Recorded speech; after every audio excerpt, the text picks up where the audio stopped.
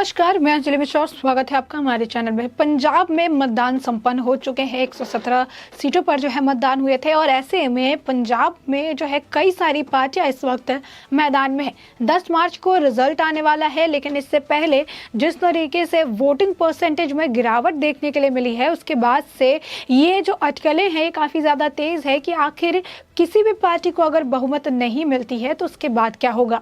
दरअसल आपको बता दें कि 2017 के मुकाबले 2022 में जिस तरीके से वोटिंग हुई है, उस वोटिंग के अनुसार 5.45% कम वोटिंग हुई है और ऐसे में इस कम वोटिंग ने कई सारे सवालों को एक साथ उलझा दिया है। साथ ही कई सारे सवाल भी उत्पन्न कर दिए हैं, जिसमें सबसे अहम सवाल जो निकलकर सामने आ रहा है वो ये है कि अगर इतनी सारी जो पार्टियां हैं मैदान में है, शिरोमणि अकाली दल है, कांग्रेस है, आम आदमी पार्टी है, बीजेपी है, तो इनमें से अगर किसी भी पार्टी को बहुमत नहीं मिला तो उसके बाद इन्हें आपस में गठबंधन करना पड़ेगा और गठबंधन के बाद ही पंजाब में सरकार बन सकती है। अब इसे लेकर जो है रिपोर्ट्स सामने है, इसे लेकर कुछ सारे आपको बता दें कि प्रेडिक्शन ये कह सकते हैं कि सामने निकल कर आए हैं, जिसके तहत ये बताया गया है कि अगर गठबंधन होता भी है तो किन पार्टियों के आपस में गठबंधन होने की संभावनाएं तेज नजर आ रही है। जिसमें आपको बता दें कि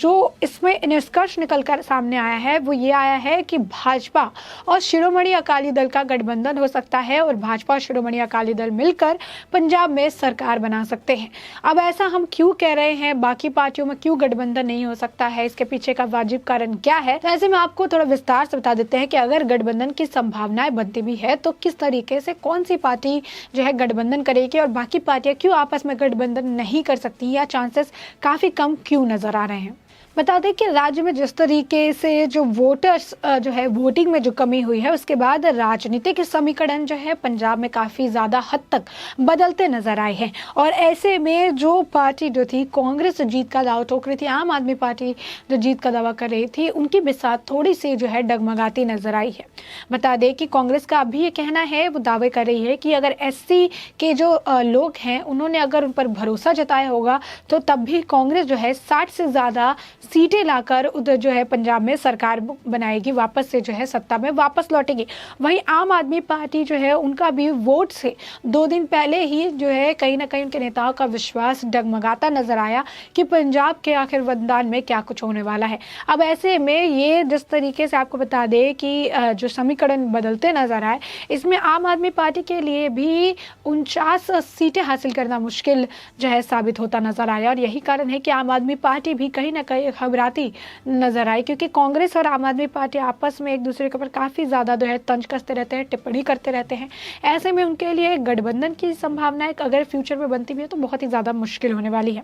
बता दें कि जो 49 सीटों का जो टारगेट है, जिसे लेकर आम आदमी पार्टी दावे करती नजर आ रही थी, लेकिन वोटिंग होने के बाद उनके दावे भी डगमगाने लगे और उनकी पार्टी में इस आपको बता दें आंकड़े को छू पाना, इस जादुई आंकड़े को छू पाना भी इसको लेकर अस्वस्थ नजर आए। उन्हें जो है इस पर डाउट होता हुआ नजर आया है और ऐसे में अगर इन दोनों पार्टी में से किसी में भी मान लीजिए कि अगर मेजोरिटी नहीं मिल पाती है तो भी इन दोनों के बीच में समझौते की संभावना ना के बराबर है, क्योंकि जिस तरीके से ये दोनों पार्टी एक दूसरे पर हमला करती है, इससे इनके आपस में बनने की भी संभावना काफी ज्यादा कम नजर आ रही है। वहीं ताजा समीकरण को देखते हुए चर्चा ये है कि जरूरत पड़ने पर भाजपा और शियद यानी शिरोमणि अकाली दल एक ऐसी पार्टी है जो समझौता कर सकती है। इसके पीछे कई सारे वाजिब कारण है। कारण क्या है? मतदान से पहले ही यह चर्चा ने जोर पकड़ी थी कि भाजपा और शियद साथ मिलकर सरकार बनाएगी पंजाब में और ये भी आसान नहीं है।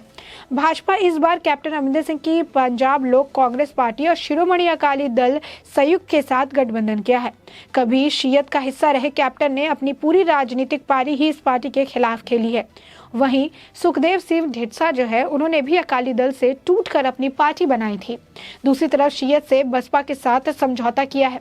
सहयोगी दलों को साधना आसान नहीं होता नजर आया। इस पूरे मामले को लेकर कांग्रेस की तरफ से भी टिप्पणी की गई। कांग्रेस का भी बयान है। कांग्रेस के वरिष्ठ नेता ने कहा कि अगर एससी वर्ग ने उनका साथ दिया तो कांग्रेस 60 से ज्यादा सीट लाकर वापस से सत्ता में लौटेगी, पंजाब में वापस से कांग्रेस की सरकार बनेगी। तो वही आपको बता दें कि उन्होंने कहा कि अगर आशा के अनुरूप हुआ तब भी कुछ अगर नहीं भी होता है, एससी वोटर्स के भी अगर वोट इधर उधर जाते हैं तो भी 50 से 60 के बीच में उनकी सीट आने की संभावना है। ये उनका दावा किया गया कांग्रेस की तरफ से। वहीं आपको बता दें कि जानकारों का ये मानना है कि आम आदमी पार्टी और कांग्रेस का एक साथ आना ना के बराबर है, असंभव जो है इस वक्त प्रतीत हो रहा है। और आपका समझौता ना तो कांग्रेस से हो सकता है और ना ही शियत यानी शिरोमणि अकाली दल से हो सकता है। ऐसी ही स्थिति कांग्रेस और शियत की है। शियत ना तो आप से और ना ही कांग्रेस के साथ जो है समझौता कर सकती। ऐसे में एकमात्र पार्टी जो बच गई जो आपस में एक साथ गठबंधन कर सकती है वो है भाजपा और शियत। और ऐसे इस सूरत में भाजपा और शियत के समझौते का विकल्प ही शेष बच गया है। तो ऐसे में यूं कहा जा सकता है कि जब 10 मार्च को रिजल्ट आएंगे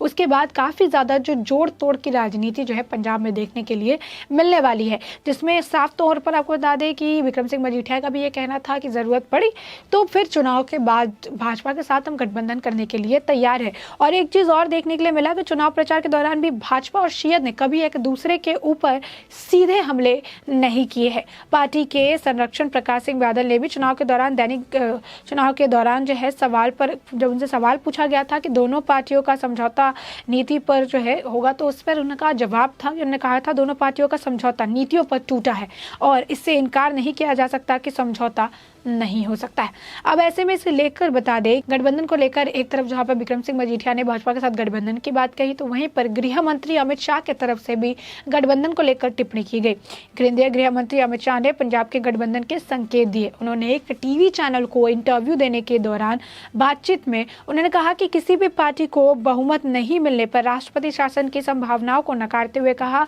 कि आंकड़ों की बात है, 2-3 पार्टियां एक साथ मिलकर भी सरकार बना सकती है। और ऐसे में शियद के जो नेता है विक्रम सिंह मजीठिया उन्होंने भाजपा के साथ दोबारा गठबंधन करने की बात भी कही है। शाह का कहना है कि कोई भी सर्वे पंजाब की वास्तविकता को बयान नहीं कर सकता। भाजपा ने पंजाब में बहुत अच्छे ढंग से चुनाव लड़ा है और खास आश्वस्त भी है कि उनको जो है खास जो है आश्वासन भी है कि उन्हें लगता है कि पंजाब में वो बेहतरीन कर सकती है। अब संभावनाएं कि आपको बता दें कि थोड़ा इसको क्लियर सिनेरियो में समझ लेते हैं कि क्या कुछ हो सकता है। हम बार बार ये कह रहे हैं कि आम आदमी पार्टी और कांग्रेस का समझौता होने की संभावनाएं काफी ज्यादा कम है। इसके पीछे का एक और वाजिब कारण है वो ये है कि कांग्रेस और आम आदमी पार्टी के समझौता होने की संभावना काफी कम है क्योंकि अगले दिन जो है क्योंकि अगले दिल्ली नगर जो निगम का चुनाव है और इससे दोनों को ही नुकसान हो सकता है अगर ये साथ में आते हैं। वहीं दूसरी तरफ भाजपा और शियत को लेकर जो बार बार कहा जा रहा है कि ये साथ आ सकते हैं, गठबंधन कर सकते हैं, इसके पीछे का एक कारण ये भी है कि पहले भी ये गठबंधन में काम कर चुकी है